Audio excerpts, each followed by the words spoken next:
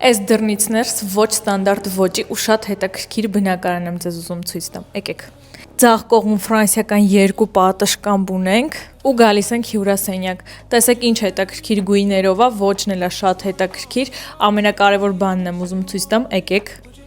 Պատշգամբը, որտեղից տեսանա բացվում անմիջապես Պուշկին փողոց։ Ասեք, որ իդեալական է։ Ես էլ կվարձակալեի այս բնակարանում։ Շատ կարևոր մի բան, որ խոհանոցը առանձնացված է, եկեք ցույց տամ։ Շատ մեծ է, հարմարավետ, տունը գույք տեխնիկայով հագեցած է, այնպես որ կարող եք գալ ու հանգիստ բնակվել։ Այստեղ ունենք մեծ սանհանգույց լոգասենյակ։